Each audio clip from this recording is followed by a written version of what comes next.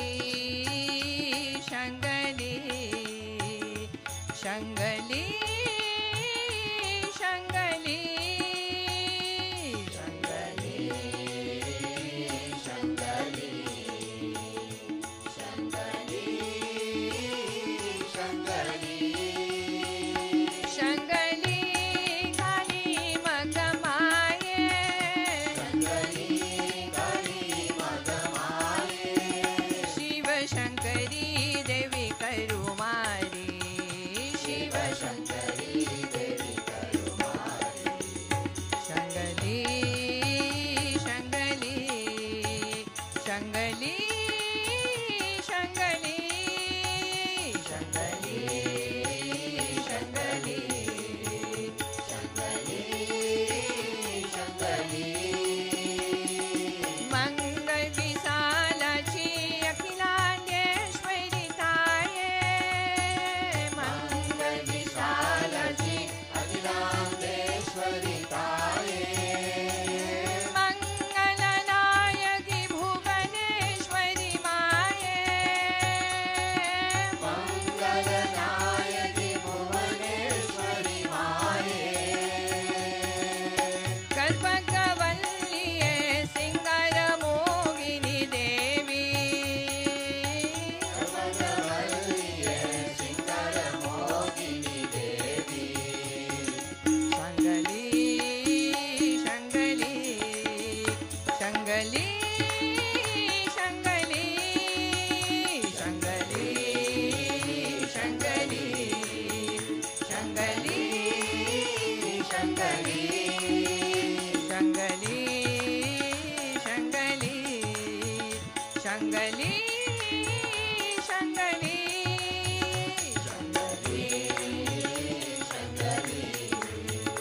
शङ्गली शङ्गली ॐ श्रीराम कृष्ण भगवान् की जय।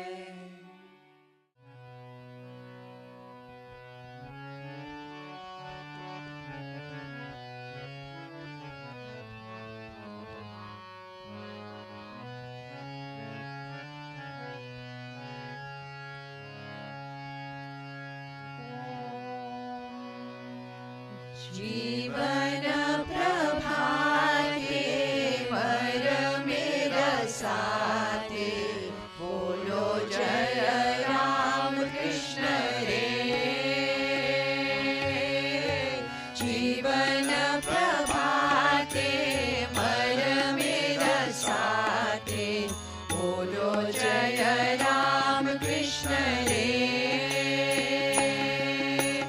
बोलो राम कृष्ण जपो राम कृष्ण बोलो राम कृष्ण जपो राम कृष्ण भज मन राम कृष्ण रे। भज मन राम कृष्ण रे। जीवन प्रभाते मरमे रसाते बोलो जय राम कृष्ण रे। जीवन प्रभाते मरमे रसाते बोलो जय राम कृष्ण रे।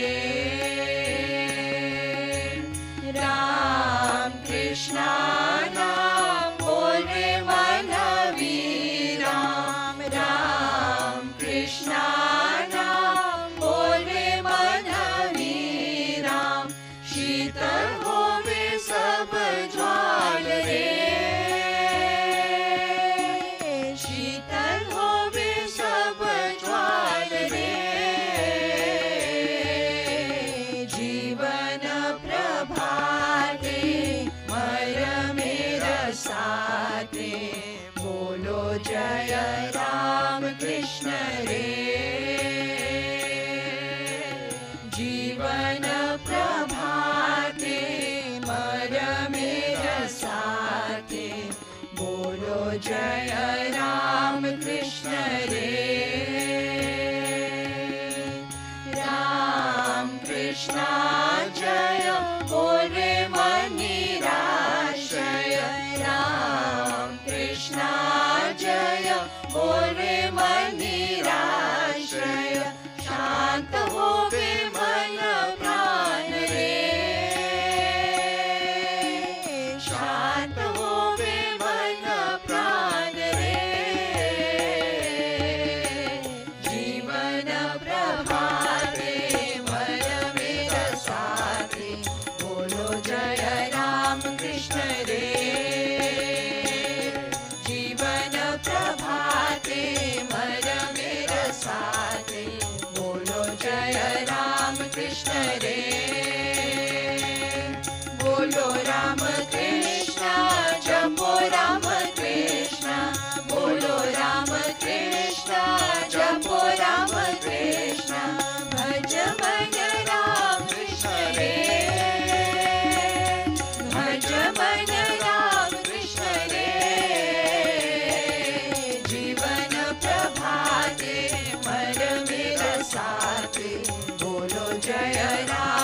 कृष्ण रे जीवन प्रभाते भर मेरा साथे बोलो जय राम कृष्ण रे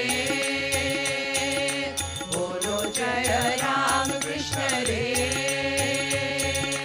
बोलो जय राम कृष्ण रे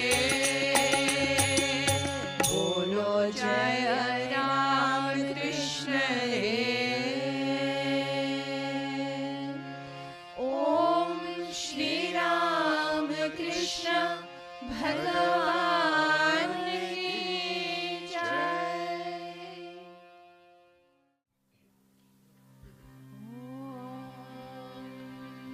તમે મારા દયા હું તમારો થયો નંદલાલા આવો આવો કનૈયા તારા તમે મારા દયા હું તમારો થયો નંદલાલા આવો આવો કનૈયા તારા હું તો જપતો તમારી મારા કરતો નિશ દિલ કાલા વાલા હું તો જપતો તમારી મારા કરતો નિશ દિલ કાલા વાલા વાલા વેગે આવો મારે મન રે ભાવો નંદલાલા આવો આવો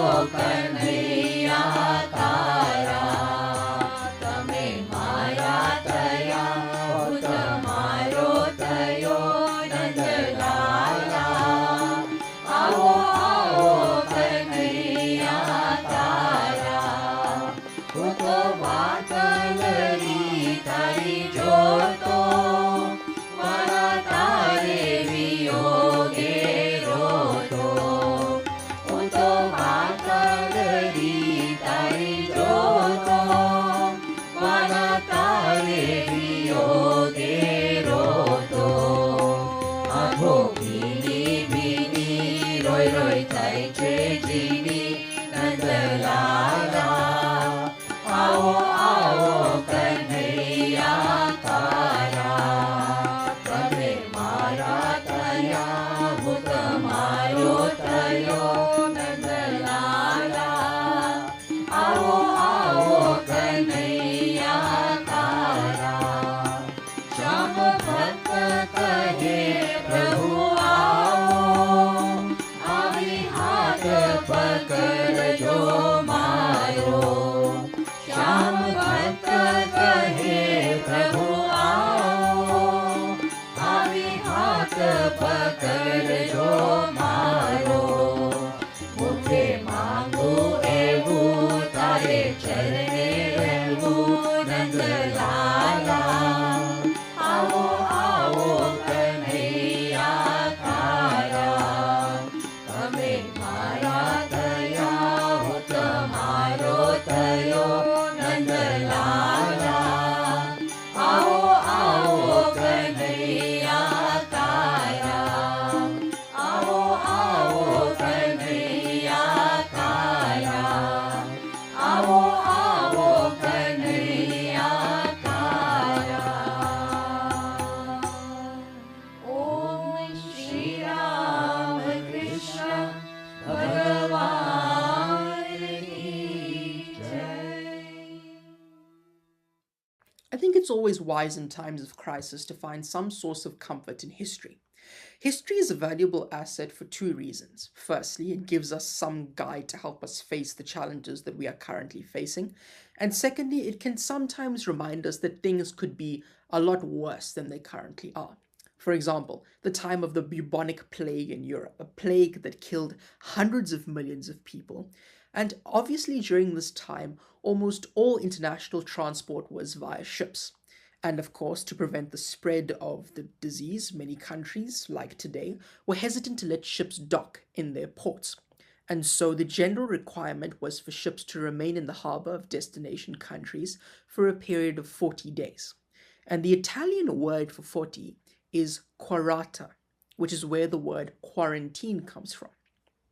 Quarantine has been a time of extreme challenges for many of us, but historically speaking, quarantine was also a time of extreme progress for humanity. On Christmas Day 1642, the world saw the birth of Sir Isaac Newton, one of the greatest, if not the greatest, scientific minds in all of history. At the age of 20, Newton purchased a book on astrology out of a pure curiosity to see what was in it.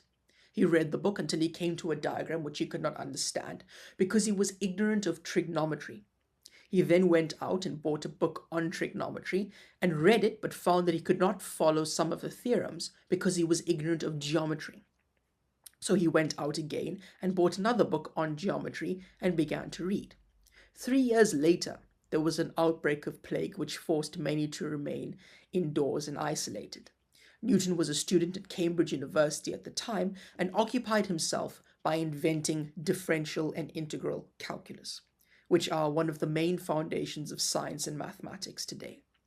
Through his discovery of calculus and while in quarantine, Newton made fundamental discoveries around the nature of light and laid the foundations for the theory of universal gravitation.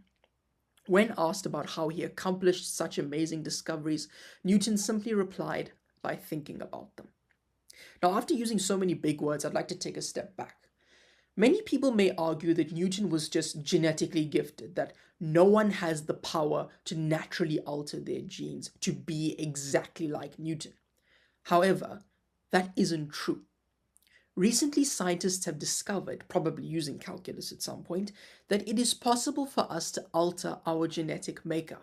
The field is known as epigenetics. And epigenetics states that it is possible for us to alter our genes using our environment or even our thoughts. Scientists have shown that the human mind is so powerful that it is actually capable of switching off genes which create undesirable effects. The example I will use in this case is stress. Recently, a study was conducted to understand the harmful effects of stress on the body.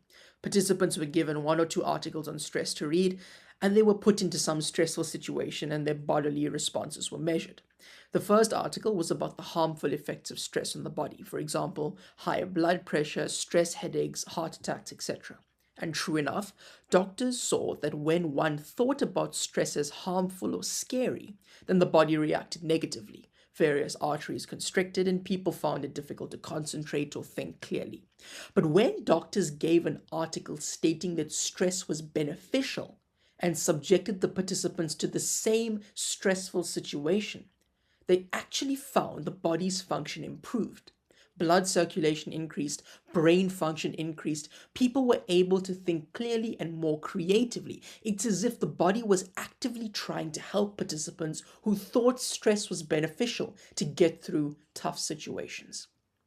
But of course, all of us have been through extremely stressful situations and naturally find it extremely difficult to think of stress positively when we actually need to. And therefore, spirituality becomes a necessity for us in this world, because the purpose of spirituality is the removal of suffering. And all of us are in some ways spiritual seekers, because firstly, if you were not a spiritual seeker, you would not be listening to the satsang. And secondly, we all want the removal of suffering from our lives. However, we have gone astray in thinking that pleasure is the antidote to suffering, which is not true. And the reason we know that it is not true is due to the works of Revered Swami Nishrananda Maharaj, who saw the need for spirituality, specifically Vedanta, for all of South Africa, especially in the case of youth and children that grew up during and who continue to experience the effects of apartheid. So what is spirituality? Spirituality, in the broadest sense, according to Sri Krishna, is evenness of mind. That basically means that no matter what happens to us in our lives, whether we are successes or failures, whether we are rich or poor, whether we are famous or ignored, we are not affected by victory or defeat. We are not affected by pleasure or pain. And in this way, we transcend suffering. Because no matter what happens to us, we are not affected. We have this evenness of mind. But how do we achieve this? Swami Vivekananda gives the answer: control of the mind. But how do we control the mind? There are various meditation and mindfulness apps available today that will help us to train and control the mind. But I think it's very useful, aside from all of these apps and programs that you can download, to understand how the mind and the body work and the extent of control that we have over ourselves. To begin with, it's important to understand that the sense organs have a certain degree of independence. And we see this in the fact that some people just naturally prefer Coke rather than Fanta, or reading rather than movies, and so on and so forth. We all have our own individual preferences. Our body-mind complex is made up of 5 key elements: the sense organs, the brain, the mind, the intellect, and the self, or the Atman if you prefer. So first and foremost, the senses detect an object either through sight, smell, taste, touch, or sound.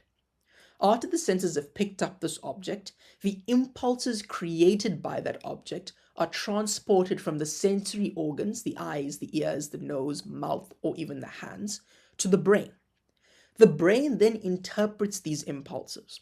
What does the object look like? What does it smell like? What does it taste like? Does it look attractive? Is it repulsive? And once the brain has formed this interpretation, which normally takes about a few milliseconds, the brain presents these findings to the mind.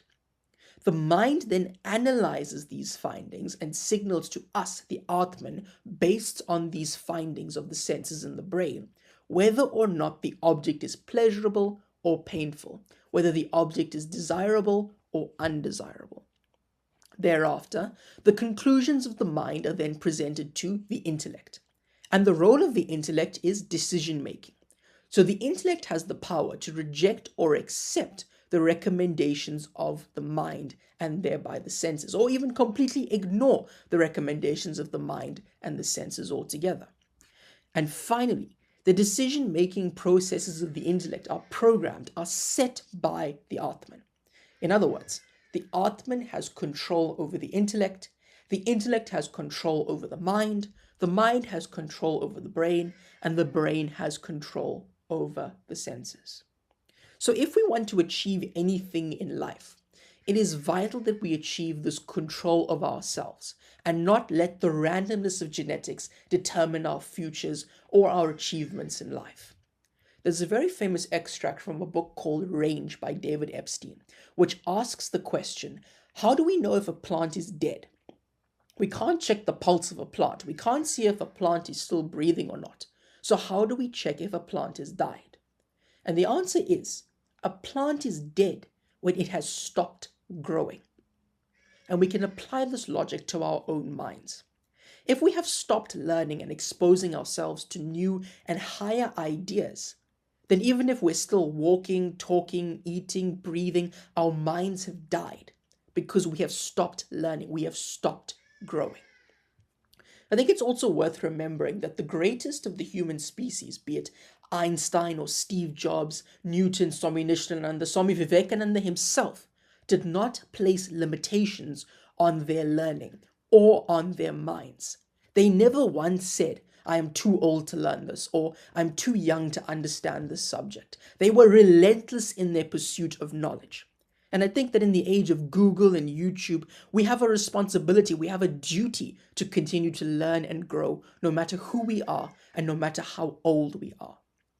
And this is quite literally the only possible way that we and the rest of the world will continue to progress and be able to find ourselves out of any difficult situation that we are placed in. I would like to end today with a very famous quote from Swami Vivekananda. We want that education by which character is formed, strength of mind is increased, the intellect is expanded, and by which one can develop the courage to stand on one's own 2 feet.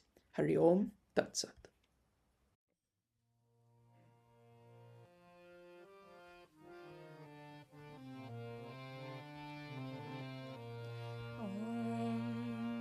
सबके मन में राम बसे हैं, राम बसे हैं, राम बसे हैं। सबके मन में राम बसे हैं, राम बसे हैं, राम बसे हैं। सबके मन में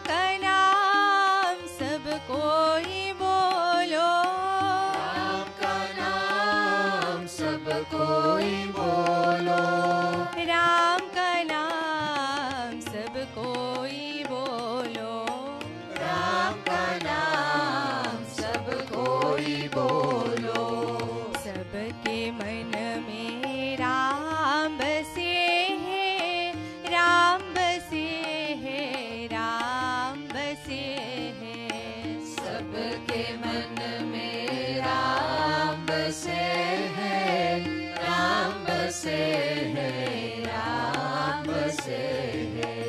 कृष्ण गोपाला सब कोई बोलो, कृष्ण गोपाला सब कोई बोलो, नंद लाला सब कोई बोलो, नंद लाला सब कोई बोलो, मुरली वाला सब कोई बोलो, मुरली वाला सब कोई बोलो।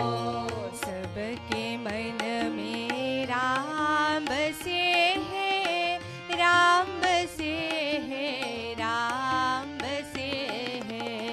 सबके मन में राम बसे है, राम बसे है, राम बसे है।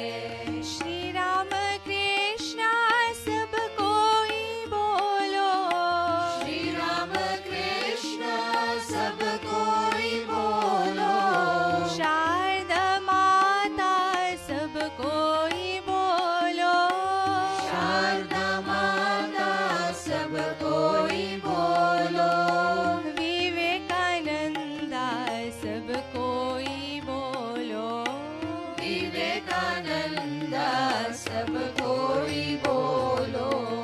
सबके मन में राम बसे है, राम बसे है, राम बसे है। सबके मन में राम बसे है, राम बसे है, राम बसे है। सबके मन में राम बसे है, राम बसे है, राम बसे है। सबके मन में राम बसे है, राम बसे है, राम बसे है। श्री राम कृष्ण सब कोई बोलो, श्री राम कृष्ण सब कोई बोलो, शारदा माता सब कोई बोलो, शारदा माता सब कोई बोलो, विवेकानंदा सब कोई बोलो, विवेकानंदा सब कोई बोलो। सबके मन में राम बसे है, राम बसे है, राम बसे है। सबके मन में राम बसे है, राम बसे है, राम बसे है। सबके मन में राम बसे है, राम बसे है, राम बसे है। सबके मन में राम बसे है, राम बसे है, राम बसे है। ओम श्री राम कृष्ण भगवान की जय। Om Namo Narayana, dear sisters and brothers. Let us sit calmly and meditate for a few moments. O Vivekananda, you are happy, contented, and peace-loving. You are the embodiment of discrimination. You carry out your duties courageously to fulfill karma. You are the embodiment of courage and possess the qualities of Lord Shiva. O Vivekananda, eternally regarded as courageous and good, we sing your glory this auspicious morning. I bow to Vivekananda, the ever-pure one, who is the teacher supreme, the protector of the universe, the foremost amongst the monks who incarnated on earth for the redemption of humankind. Om Shanti, Shanti, Shanti.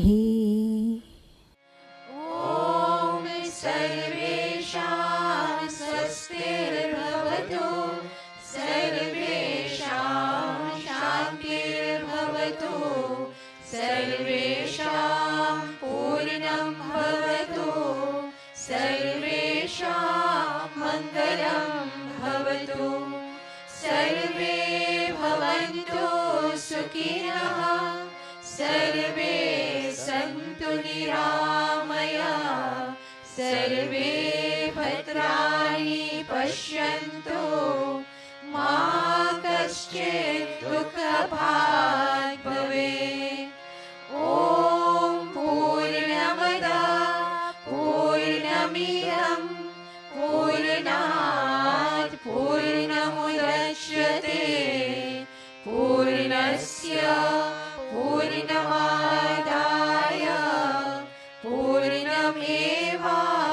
पूर्णमेवावशिष्यते ॐ शान्ति शान्ति शान्तिः हरि ओम तत्सत् जय श्री गुरु महाराज की जय महामाई की जय स्वामी जी महाराज की जय गंगा मात की जय महावीर स्वामी जी की जय सर्व ऋषि मुनीन की जय पार्वती पतये हर हर महादेव की जय ओम नमो नारायणाय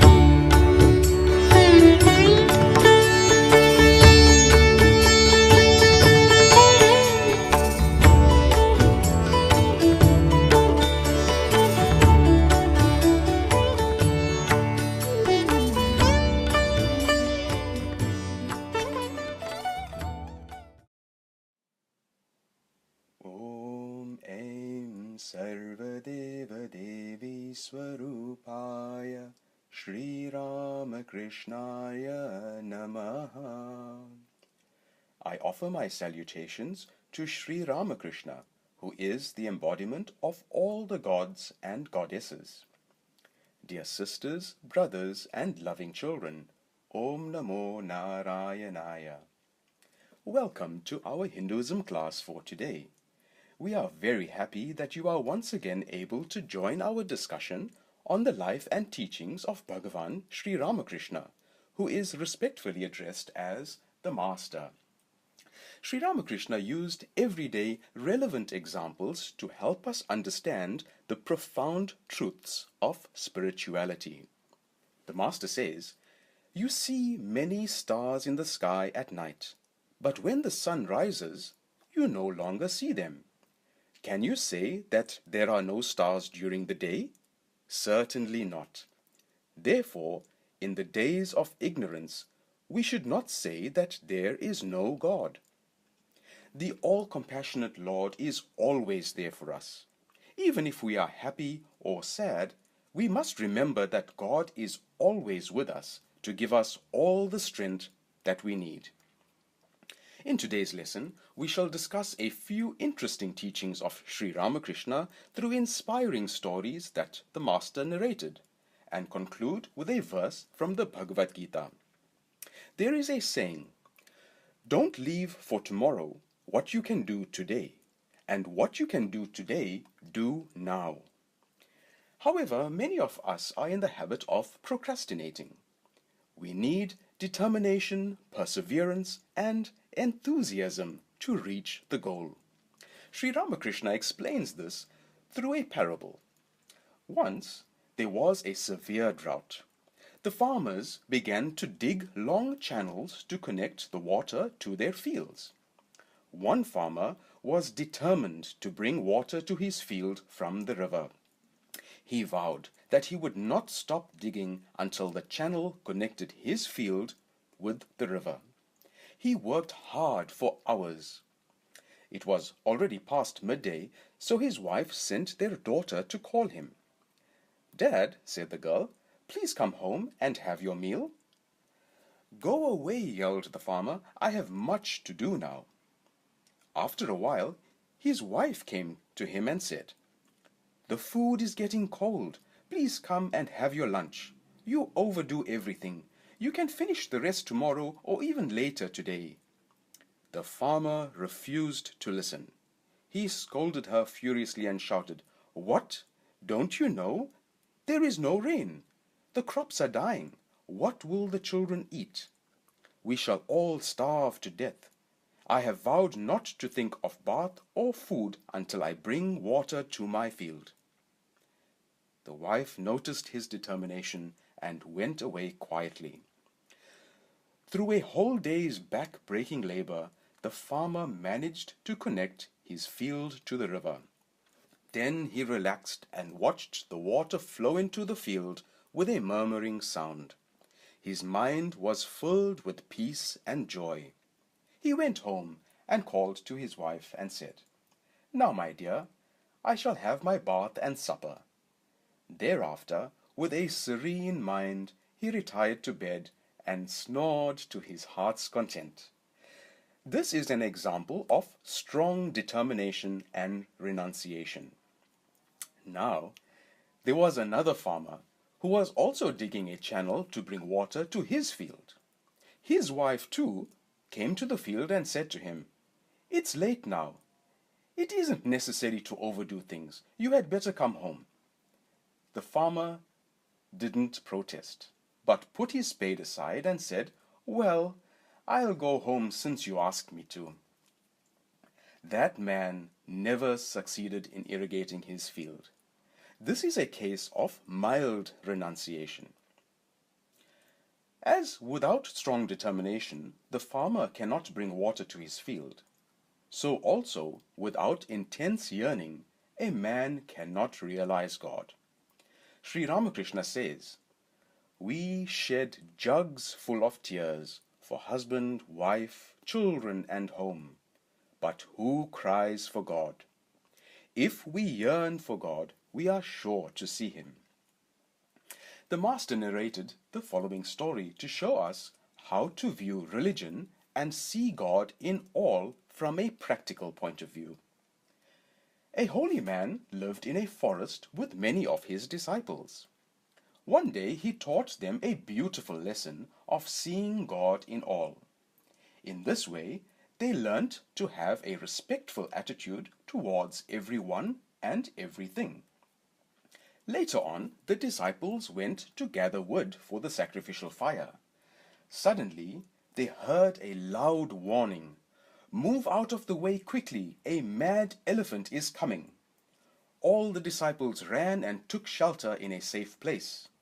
But one disciple thought to himself that since the Guru had taught him to see God in every being, the elephant is also God in another form. So, in that case, why should he run away from it? He stood on the road, bowed respectfully before the elephant, and even started chanting sacred hymns. The Mahout, who is the elephant's keeper, continued to shout, "Run away, run away!" But the disciple did not move an inch. The majestic elephant lifted him up with his trunk and threw him forcefully on the ground. Hurt and bruised, the disciple lay unconscious on the ground. Hearing about what had happened, the teacher and his brother disciples rushed to the spot where he was lying and carried him back to their ashram. After receiving some treatment for his injuries, he soon regained consciousness. The teacher asked him, "You saw the animal coming, and you also heard the warning.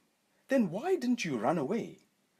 The disciple replied, "Sir, you taught us to see God in every being.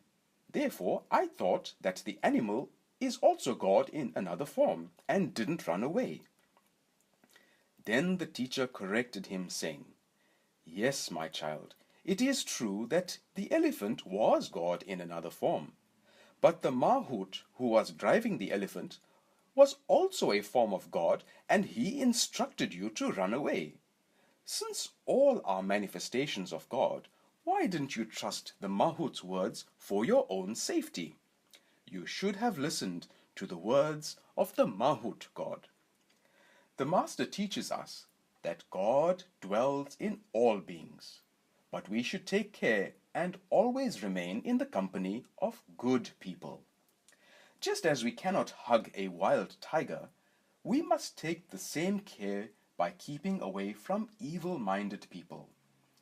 The Master always encouraged devotees to be in holy company.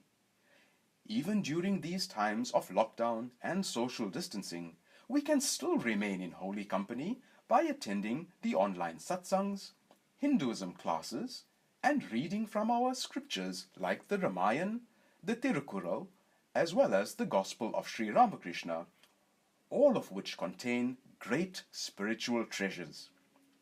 The Dipika, which is a publication of the ashram, has many interesting stories and beautiful pictures to remind us of God and allow us to be in holy company. We conclude today's class with chapter 6, verse 30 of the Bhagavad Gita, where Sri Krishna says, Om Yo Mam Pashyati Sarvatra Sarvam Chamai Pashyati Tasyaham Na Pranashyami Sacha Me Na Pranashyati. The meaning of this verse is, he who sees the Lord in all beings and all beings in the Lord never becomes separated from the Lord. The teachings and incidents discussed in today's class help us to understand the meaning of this verse in more detail. We learn that God alone exists in this world. Sri Ramakrishna saw God everywhere and reminds us of the divinity that is within each one of us.